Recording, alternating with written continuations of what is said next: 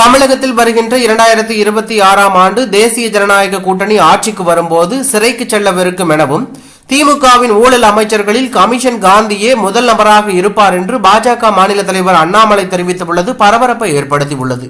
இதுகுறித்து அவரின் அறிக்கையில், பொங்கல் தொகுப்பில் வழங்கப்படும் இலவச காட்டன் வேட்டி சேலை திட்டத்தில் ஒவ்வொரு ஆண்டும் ஊழல் செய்து கொண்டிருக்கிறார் அமைச்சர் கமிஷன் காந்தி. கடந்த ஆண்டு வேட்டி நெசவு செய்ய பயன்படுத்தப்படும் நூலின் விலை கிலோ 7320 வரை விற்கப்படும் பருத்தி நூலை குறைவாகவும் அதில் பாதி விலையான F160K கிடைக்கும் என்றும் பாலியஸ்டர் நூலை அதிகமாகவும் வாங்கி வேட்டி தயாரித்து மக்களை ஏமாற்றியதை தமிழக பாஜக சார்பாக கோவையில் உள்ள ஜவுளி ஆராய்ச்சி மையத்தில் ஆய்வு செய்து மக்களுக்கு கொடுத்த வேட்டியில் 78% பாலியஸ்டர், வெறும் 22% மட்டுமே காட்டன் என்பதை கண்டறிந்து உற்பத்தி செலவில் மிகப்பெரிய அளவில் ஊழல் செய்திருப்பதை வெளிப்படுத்தினோம்.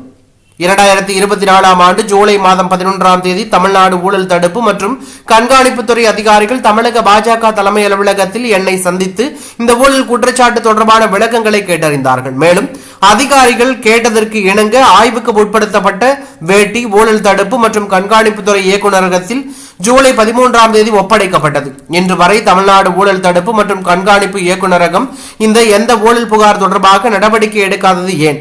இந்த ஆண்டும் பொங்கல் தொகுப்பில் பொதுமக்களுக்கு வழங்கப்பட்ட இலவச வேட்டியில் வழக்கமாக பயன்படுத்தி வந்த பருத்தி நூலின் அளவை குறைத்துவிட்டு விலை குறைவான பாலியஸ்டர் நூலை பயன்படுத்தி ஊழல் செய்திருக்கிறார்கள். மேலும் தற்போது இது குறித்து முதலமைச்சர் மு.க.ஸ்டாலின் அவரை தொடர்ந்து அதே துறையில் அமைச்சராக நீட்டிக்க செய்கிறார் என்றால் அமைச்சர் செய்யும் ஊழலின் பங்கு முதலமைச்சருக்கும் செல்கிறது என்பதுதானே பொருள். தனது பணியை சரியாக செய்து ஊழல் நடப்பதை வெளிக்கொண்டு வந்த அரசு அதிகாரியை 2 நாட்களிலேயே பணிமாற்றம் செய்திருப்பது அதைதானே உறுதிப்படுத்துகிறது. இப்படி ஒரு ஆட்சி நடத்த அசிங்கமாக இல்லையா?